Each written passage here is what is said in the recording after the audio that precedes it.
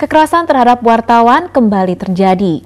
Pertengahan Oktober, Didik Herwanto, fotografer Riau Post, serta 4 orang wartawan lainnya dianiaya oknum TNI saat meliput jatuhnya pesawat tempur Hawk 200 di Riau. Penganiayaan ini menambah daftar panjang kekerasan terhadap wartawan. Sebelumnya, wakil pemimpin redaksi Radar Bogor mendapat penganiayaan oleh sebuah organisasi masyarakat. Benarkah kebebasan pers di Indonesia kembali terancam? Nah, ya, Mas, bagaimana Dewan Pers melihat aksi kekerasan terhadap wartawan yang dalam sebulan ini terjadi tiga aksi kekerasan terhadap wartawan? Ini menunjukkan bahwa tingkat penghargaan terhadap kebebasan pers, penghargaan terhadap profesi jurnalis atau wartawan itu masih memprihatinkan di berbagai kalangan gitu ya. Kan ini kalau kita lihat kan pelakunya macam-macam ya, ada yang organisasi masyarakat, ada yang TNI, macam-macam. Jadi memang masih ada problem di situ ya, bagaimana apresiasi terhadap profesi media, profesi wartawan itu masih rendah. Meskipun kita harus juga mengakui pada sisi lain ketaatan media terhadap kode etik itu juga masih bermasalah gitu ya. Jadi sering jadi muncul kemarahan, kejengkelan terhadap media karena pemberitaan media sendiri tidak berimbang. Pemberitaan media sendiri cenderung menghakimi gitu.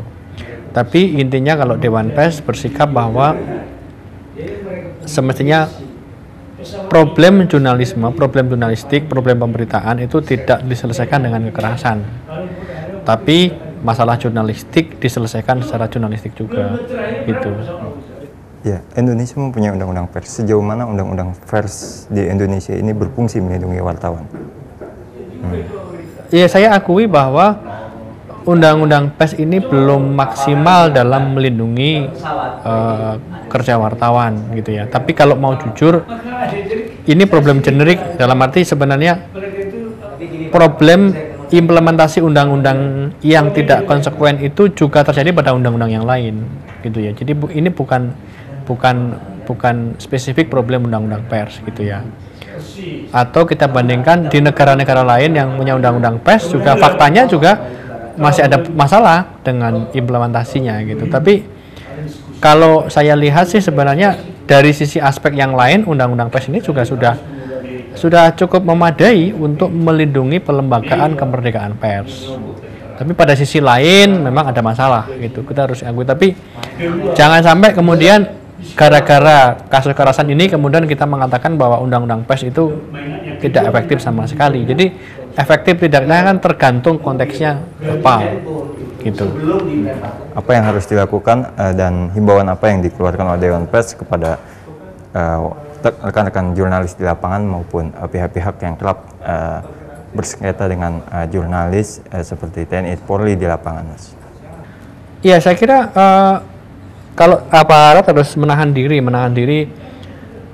untuk tidak melakukan kekerasan terhadap wartawan, dan aparat toh TNI sadar juga kalau mereka melakukan kekerasan terhadap wartawan itu dampaknya buruk sekali terhadap citra TNI gitu ya. TNI dikritik dari mana-mana, di demo di mana-mana, mendapatkan kecaman dari mana. Jadi melakukan tindakan kekerasan terhadap wartawan jelas tidak menyelesaikan masalah buat TNI maupun yang lain, dan itu juga tidak menyurutkan keberanian teman-teman wartawan untuk mengungkapkan skandal, mengungkapkan kasus-kasus, dan jelas itu melanggar norma universal tentang pelindungan keselamatan wartawan gitu. Jadi saya kira cara-cara kekerasan itu harus segera diakhiri dari berbagai sisi gitu.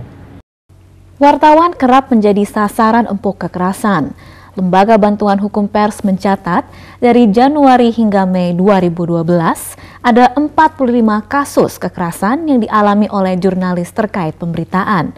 Sebelum pemukulan anggota TNI terhadap juru foto Riau Post, wakil pemimpin redaksi Radar Bogor, Fatur Rahman Eskandai, menjadi bulan-bulanan anggota organisasi masyarakat. Mengapa kekerasan ini bisa mudah terjadi? Berikut liputan reporter Alvan Noviar. Kekerasan terhadap insan pers tak pernah usai.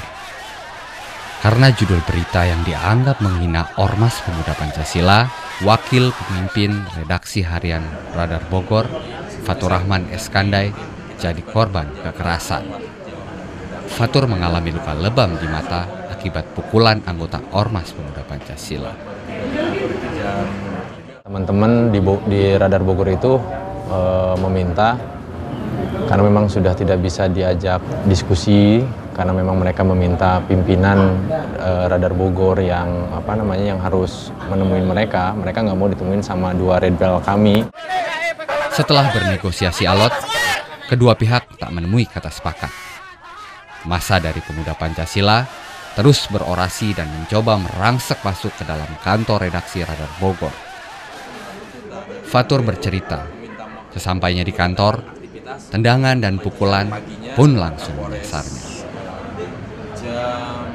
Baru 5 langkah masuk selasar kantor, baru saja menginjak sudah langsung kena pukulan tanpa sempat menjelaskan terlebih dulu bahwa kita mengapresiasi demonstrasi dari Pemuda Pancasila itu sebagai bagian dari demokrasi. Tadinya mau menjelaskan seperti itu, tetapi belum juga apa-apa, saya sudah sudah kena tendangan terlebih dahulu. Aksi massa ini bermula dari tulisan yang dimuat Radar Bogor, berjudul Dunia Kecam Pemuda Pancasila. Tulisan ini berkaitan dengan film The Act of Killing yang bercerita soal algojo pembantai anggota Partai Komunis Indonesia atau PKI. Kriminalisasi terhadap pemuda Pancasila, bahwa pemuda Pancasila dianggap adalah organisasi yang paling jahat, adalah organisasi yang tidak tahu aturan, itu yang ingin kami hilangkan dari dulu, dan ini sekarang citra ini sudah mulai terbentuk baik pemuda Pancasila. Tetapi dengan adanya berita dunia mengecam pemuda Pancasila, ini mengkriminalisasi lagi terhadap pemuda Pancasila. Ini bukan kali pertama pemberitaan media Radar Bogor menuai protes. Sebelumnya, wartawan Radar Bogor, Riko Simanjuntak, juga mengalami penganiayaan saat menjalankan tugas. Kota Bogor sendiri kan udah 4 kali kejadian ya, yang tidak hanya menimpa teman-teman di Radar Bogor, tapi juga media-media lain. Ada yang dikeroyok sama security, gitu kan, security mall. Ada yang diteror termasuk juga diteror sama polisinya juga ketika kita memberitakan mungkin dari sisi negatif lah. Selain organisasi kemasyarakatan, pelaku yang kerap melakukan tindak kekerasan terhadap wartawan berasal dari berbagai kalangan, mulai dari pengusaha, anggota DPR, hingga TNI Polri. Pasca reformasi, justru angka kekerasan terhadap wartawan semakin meningkat. Hal ini ironis, mengingat kebebasan media adalah salah satu pilar demokrasi. Kita kalau tarik ke belakang dari 2003 sampai April 2012 itu tercatat ratusan, tepatnya itu sampai 467 kasus dari 2003 ya, dan 10 orang diantaranya meninggal dunia. Saat ini ada sejumlah perangkat aturan yang melindungi kerja wartawan. Salah satunya Undang-Undang Nomor 40 Tahun 1999 tentang pers. Namun hal ini masih belum banyak diketahui masyarakat. Kerja jurnalis itu dilindungi oleh undang-undang. Dalam hal ini adalah Undang-Undang Nomor 40 Tahun 1999 tentang pers. Di pasal 18 undang-undang tersebut dikatakan setiap bentuk lainnya termasuk kekerasan itu akan diancam dengan hukuman pidana selama 2 tahun atau denda sebanyak maksimal 500 juta. Umar menilai selama ini aparat penegak hukum gagal mengusut tuntas kasus-kasus kekerasan terhadap wartawan. Ini menjadi faktor utama maraknya aksi kekerasan. Lemahnya penegakan hukum mengakibatkan tidak adanya efek jera bagi pelaku.